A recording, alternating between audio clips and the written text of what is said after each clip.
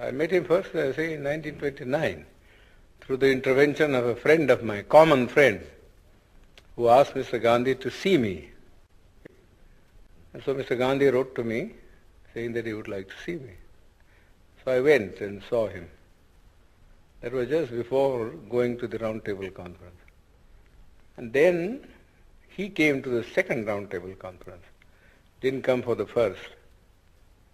And he was there for about 5-6 months. And there, of course, I met him also and faced him also. Then, once thereafter, he also, after the signing of the Pune Pact, asked me to come and see him. So I went to see him. He was then in jail. But that's all the time that I have met him. But I always say that as I met Mr. Gandhi in the capacity of an opponent, I have a feeling that I know him better than most other people because he had opened his real fangs to me and I could see the inside of the man.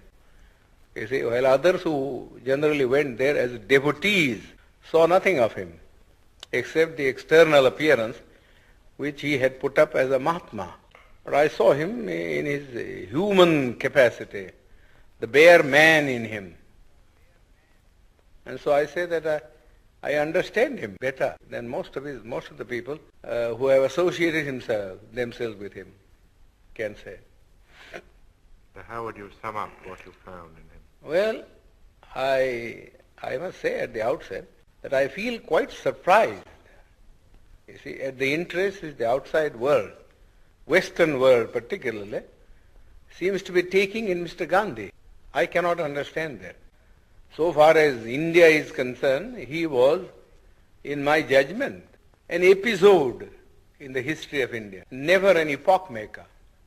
Gandhi has already vanished from the memory of the people in this country. His memory is kept up because the Congress party annually, if he gives a holiday, either on his birthday or some other day connected with some event in his life, has a celebration every year going on for 7 days in a week.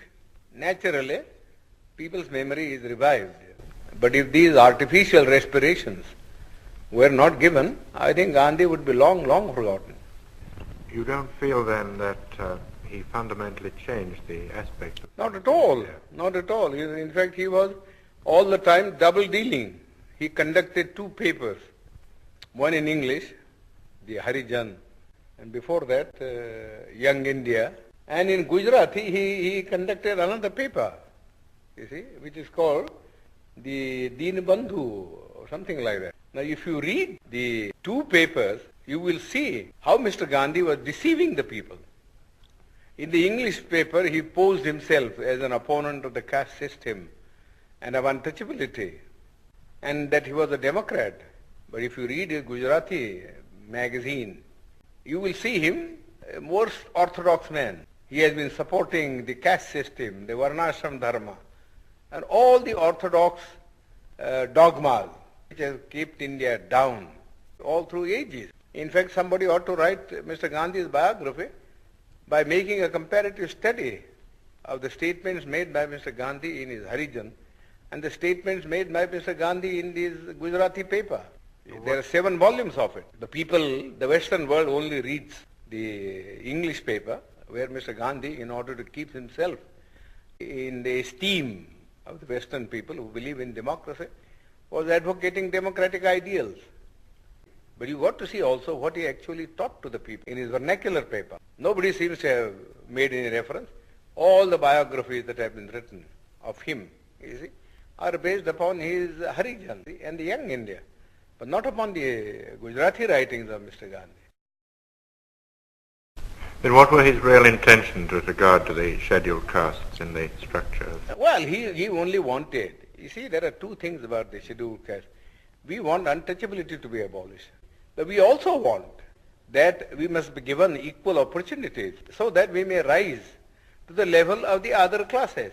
Mere washing off of untouchability is of no consequence. We have been carrying on with untouchability for the last 2,000 years. Nobody has bothered about it. You see, nobody is bothered about it. Yes, there are some disabilities which are very harmful. For instance, people can't take water, and people can't have land, you see, to cultivate and earn their livelihood. But the other things which are far more important, namely that they should have the same status in the country and that they should have the opportunity to hold high offices so that not only their dignity will rise, but also they will get what I call strategic positions from which they could protect their own people. Mr. Gandhi was totally opposed. Totally opposed. He was content with things like temple entry. Temple entry, that was all the thing that he wanted to do. Which is nobody cares for Hindu temples now. The untouchables have become so conscious of the fact that temple going is of no consequence at all. You live in the untouchable quarters, just the same, whether you went into the temple or whether you didn't enter the temple.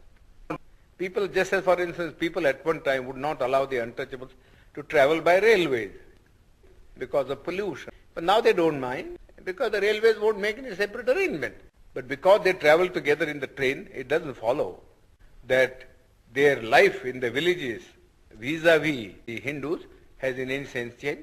Whenever the Hindu and the untouchable alights at a railway train, see, they assume their old robes. So you would say Gandhi was an orthodox Hindu? Yes, he was absolutely an orthodox Hindu.